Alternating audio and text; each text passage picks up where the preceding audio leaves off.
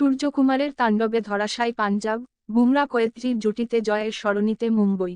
Video শুরু করার আগে আমাদের চ্যানেলটি সাবস্ক্রাইব করে, ভিডিওটিতে লাইক শেয়ার কমেন্ট করে আমাদের সাথেই থাকুন। মুম্বই ইন্ডিয়ান্স আর পাঞ্জাব কিংসের কাছে ম্যাচটা ছিল জয়ের স্মরণীতে ফেরার। ফলে ম্যাচের শেষ পর্যন্ত টানটান লড়াই চলল। কিন্তু ঘরের মাঠে পরাজিত হল প্রীতি জিন্টার দল। লিগ তালিকায় বড়সড় বদল না এলেও প্লে অফের লড়াইয়ে বাড়তি অক্সিজেন পেলেন হার্দিক পান্ডিয়ারা। এদিন পাঞ্জাবের মুল্লানপুরে টসে জিতে প্রথমে ফিল্ডিংয়ের সিদ্ধান্ত নেন পাঞ্জাব অধিনায়ক স্যাম কুরান।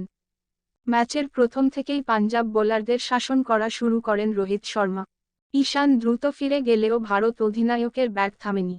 প্রিয় পুল শট মারতেও দেখা গেল তাকে। সূর্যকুমার যাদব করলেন ৭৮ রানের ইনিংস। তারা দুজন ফিরে গেলেও রানের গতি থামেনি। বাকি কাজটা এগিয়ে নিয়ে যান তিলক বর্মা আর টিম ডেভিড।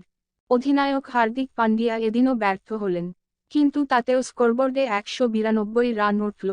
রান তাড়া করতে নেমে প্রীতি জিন্টার দল প্রথম থেকেই আত্মসমর্পণ করে বসল। বুমরা আর কোয়েত্রের বোলিং জুটির সামনে সবাই একের পর এক ফিরে গেলেন। গতির হেরফের আর সুইংয়ের মিশ্রণে পাঞ্জাবের ১৪ রানে ৪ উইকেট ফেলে দিলেন তারা। কিন্তু লড়াই চালিয়ে গেলেন শশাঙ্ক সিং, যিনি এবার প্রতি ম্যাচেই পাঞ্জাবকে ভরসা জোগাচ্ছেন। শেষ দিকে একা তাণ্ডব দেখালেন আশুতোষ শর্মা।